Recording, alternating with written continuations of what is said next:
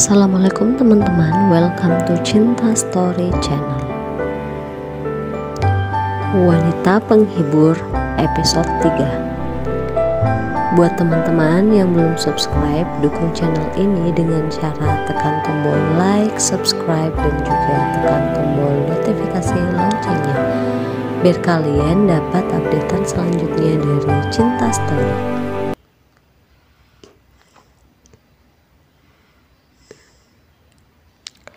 Malam itu, Alena meminta izin pada ibunya di rumah sakit sebelum pergi ke tempat kerja yang Roslyn janjikan.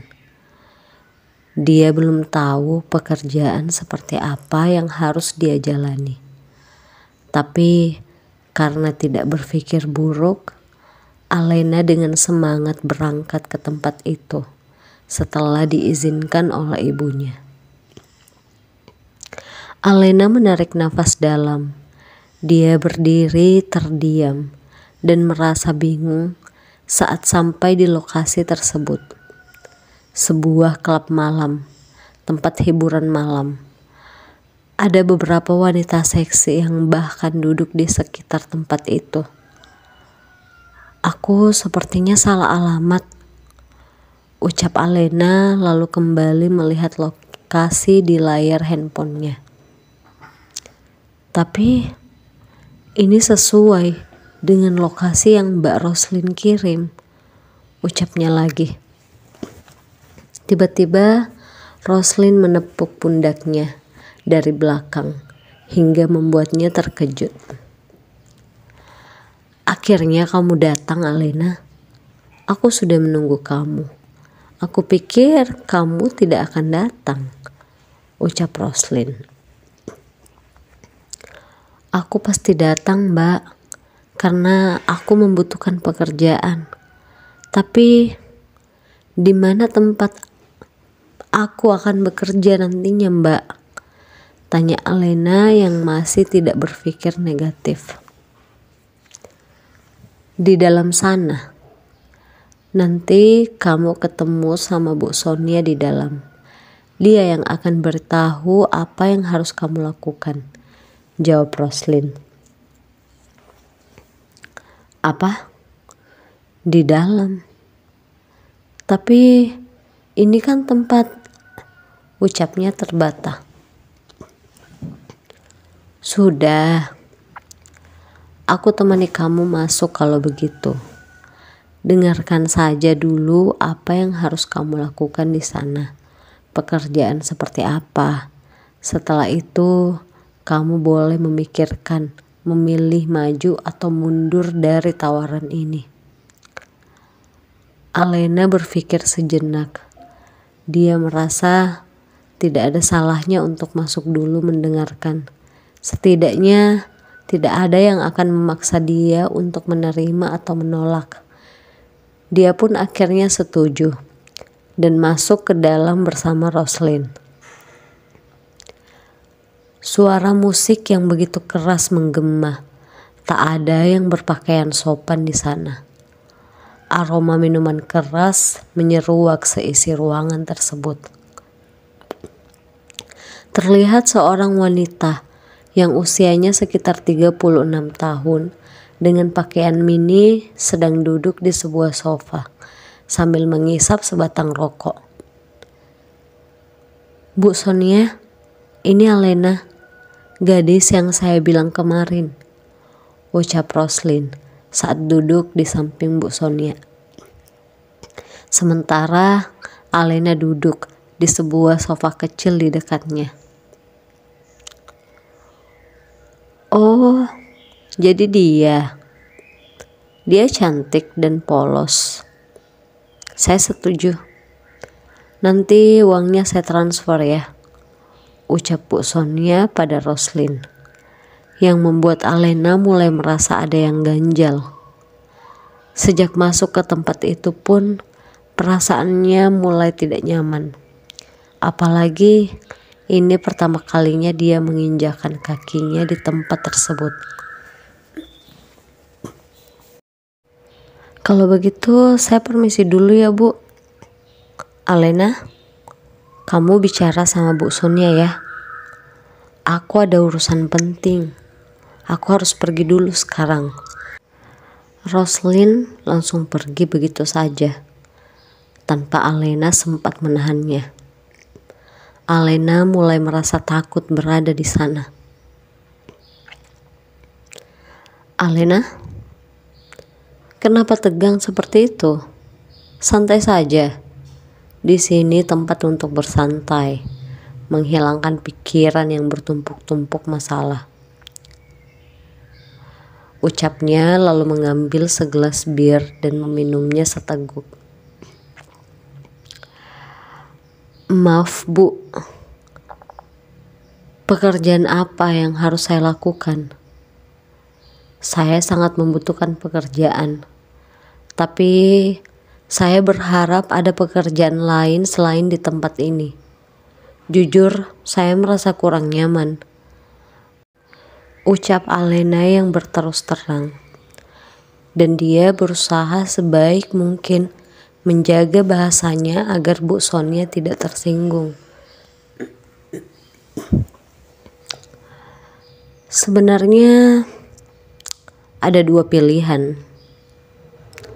Sebagai pelayan di klub ini, atau sebagai pelayan para pria yang menginginkan. Kamu mungkin mengerti maksud saya. Kalau kamu mau menjadi pelayan di sini, boleh saja. Tapi itu pun juga tidak menjamin jika tidak akan ada yang mengganggu kamu di sini. Kamu lihat kan pelayan di sana? Mereka digoda. Bahkan setelah itu ya pastinya akan berakhir di ranjang, tapi dengan bayaran yang tinggi.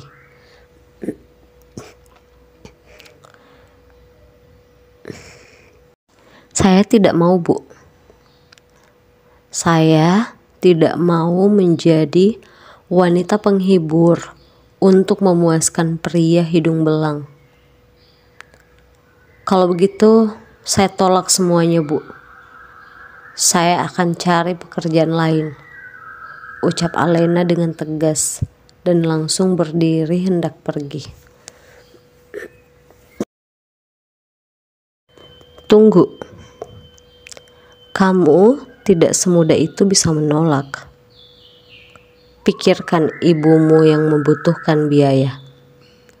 Kalau pengobatannya dihentikan karena biaya, ibumu pasti akan semakin parah.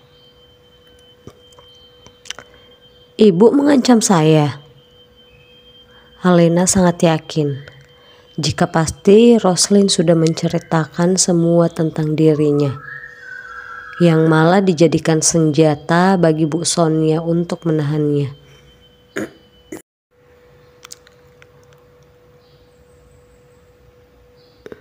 Oh, tentu tidak. Pikirkan saja dulu. Atau begini saja. Kamu duduk dulu. Kita bicarakan dulu baik-baik. Tawar-menawar dalam bisnis kan boleh saja ya. Dengarkan dulu penawaran saya, pinta Bu Sonia. Alena menghela nafas. Kemudian kembali duduk dengan perasaan kesal. Dia marah pada Roslyn karena tidak jujur padanya dan bahkan seakan menjebaknya. Tapi dia juga marah pada dirinya sendiri. Kenapa dia harus masuk ke dalam dan terjebak di tempat itu? Begini, kamu cukup menemani pelanggan saya. Kamu temani dia minum atau berpesta, tanpa perlu menemani mereka di ranjang. Mereka hanya akan membayar untuk itu. Tiap hari kamu pasti akan dapat uang. Ya, walaupun tak sebesar jika kamu mau memuaskan mereka. Bu Sonia benar-benar menginginkan Alena. Wajah Alena yang cantik dan polos akan menarik para pria yang datang. Dia berusaha agar Alena tidak menolak dan mau menerima tawarannya.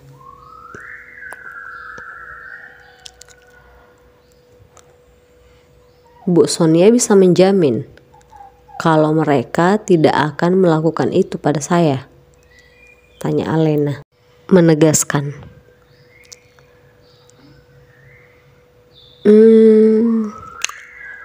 Iya, tentu saja. Ada banyak pengusaha yang datang kemari. Biasanya mereka hanya meminta wanita untuk menemaninya bermain biliar dan minum berpesta. Jika mereka menginginkan kepuasan, kamu bisa menolak.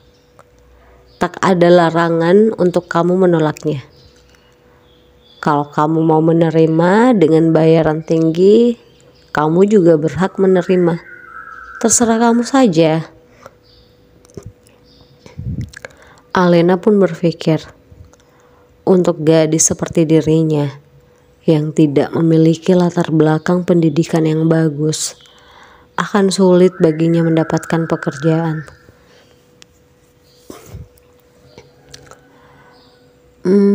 Baik, saya setuju. Tapi saya minta mulai besok saya bekerja. Sekaligus saya ingin memikirkan lagi keputusan yang saya ambil ini. Oke, saya tunggu. Saya akan mulai buka job untuk kamu besok, ucap Bu Sonia lagi. Alena pun pamit untuk pulang ke rumahnya. Dia memikirkan ibunya yang pasti tidak akan setuju jika dia menerima pekerjaan itu. Tapi dia benar-benar tak punya pilihan lain. Dia begitu sangat membenci ayahnya sekarang ini, sehingga tak mungkin baginya untuk menelan ludahnya sendiri. Dia pun berpikir, jika dia menerima tawaran dari Bu Sonia dan ayahnya tahu, ayahnya pasti akan marah besar. Tapi itulah yang Alena inginkan. Dia ingin ayahnya merasa malu pada dirinya sendiri, karena dia yang menjadi alasan dan penyebab Alena masuk ke dunia seperti itu.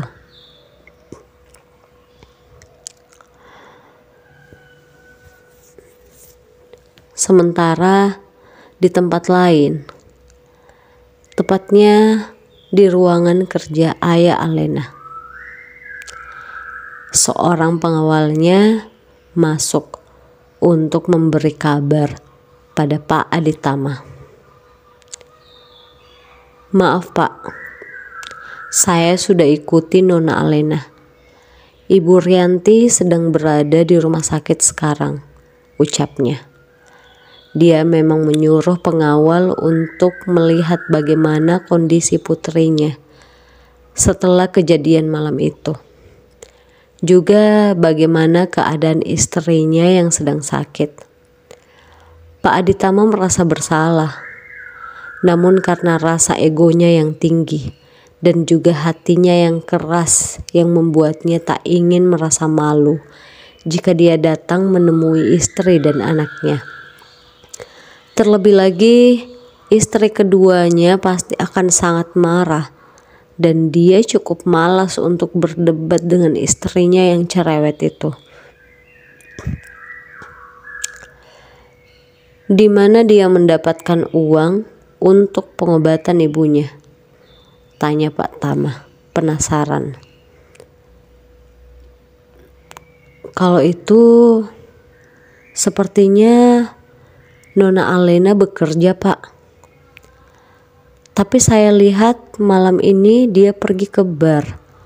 Saya belum memastikan apakah dia benar bekerja di klub itu atau dia hanya datang sebagai pengunjung.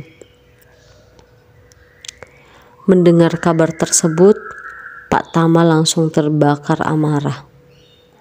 Apa? Memalukan. Kalau begitu, Cari tahu apa dia bekerja di sana atau tidak. Jika benar dia bekerja di sana, bawa paksa dia ke sini.